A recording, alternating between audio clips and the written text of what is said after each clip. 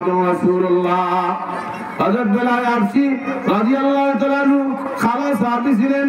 কালিমা পড়ার কারণে উমাইয়া ইবনে খালদ যখন জানলো বেলাল হাবশী রাদিয়াল্লাহু তাআলা আনহু কালিমা পড়ে মুসলমান হয়ে গেছেন, ইসলাম কবুল করে নিয়েছেন।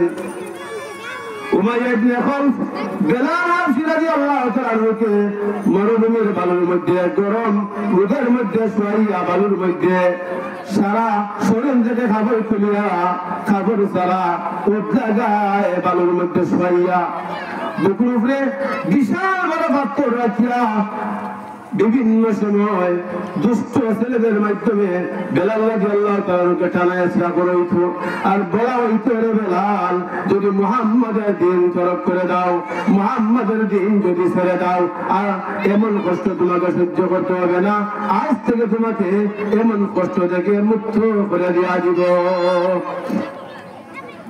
বেলাল রাদিয়াল্লাহু তাআলা জবাব দিলেন, ওরে উমাইয়া ইবনে খালদ, ওরে কাফির বেঈমানরা, আমি কালিমা পড়েছি, মুসলমান হয়েছি, মুহাম্মাদের ধর্ম মেনেছি।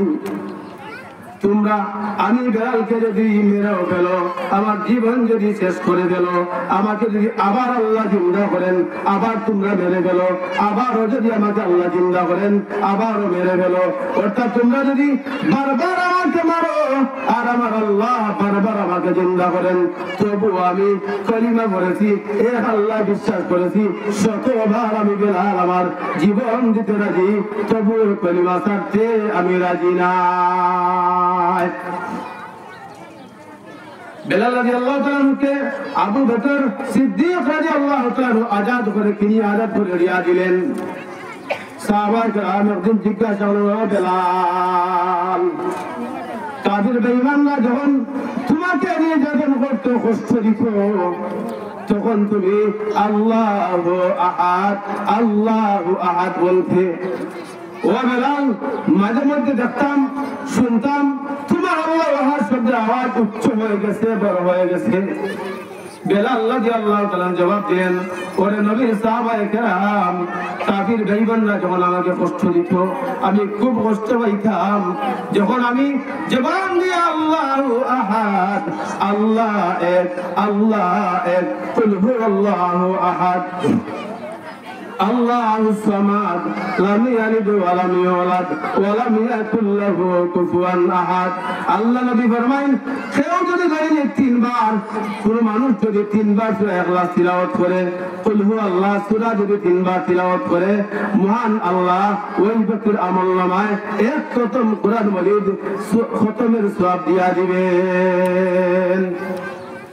কোন মানুষ যদি তিনবার সূরা ইখলাস তিলাওয়াত করে, তিনবার সূরা ইখলাস তিলাওয়াত করার কারণে মহান আল্লাহ তার আমলনামায় এক খতম কুরআন মাজিদ তিলাওয়াতের সওয়াব উঠাইয়া দিয়া দিবেন। এক সাহাবী গিয়ে বললেন, ইয়া রাসূলুল্লাহ, ইয়া হাবিবাল্লাহ, আমি সূরা ইখলাস কুল হুয়াল্লাহু আহাদ এই সূরাকে খুব বেশি মহব্বত করি, ভালোবাসি। আল্লাহ নবী বললেন, ও সাহাবী, তুমি আল্লাহর কুরআন মাজিদের সূরা ইখলাসকে মহব্বত করো, সূরা ইখলাসকে ভালোবাসো, এই কুল হুয়াল্লাহ সূরা ইখলাসের ভালোবাসার মহব্বত তোমাকে আল্লাহর তৈরি জান্নাতের ভিতরে নিয়ে যাবে। এই জন্য যারা আমরা কুরআন মাজিদের তিলাওয়াত জানি না, এরা বেশি বেশি করে সূরা ইখলাসকে আমরা তিলাওয়াত করতাম। যারা জানি এরাও যে সময় সুযোগ হয় সূরা ইখলাস তিলাওয়াত করতাম। আল্লাহর কোন বান্দা বান্দি যদি 10 বার সূরা ইখলাস তিলাওয়াত করে, মহান আল্লাহ ওই তিলাওয়াতের জন্য জান্নাতের ভিতরে স্পেশাল একটা বালাখানা তৈরি করে রাখেন। বেলাল হাবশী বললেন, ওরে নবীর সাহাবায়ে কেরাম, কাফির মুশরিকরা যখন আমাকে কষ্ট দিত, আমার বুকের উপরে পাথর রাখতো, মরুভূমির মধ্যে আমাকে শুয়াইতো, আমার পিঠের নিচে জ্বলন্ত আঙ্গা রাখতো, আমার পিঠের চামড়া জ্বলিয়া আমার মাংস কষিয়া মাটির মধ্যে বালুর মধ্যে পড়তো, আগুনের মধ্যে পড়তো, মাঝে মধ্যে এমন হইতো আমার শরীরের রক্ত পানি বাইর হইয়া কাফির মুশরিকদের লাগানো আগুনটাও নিভে যাইতো।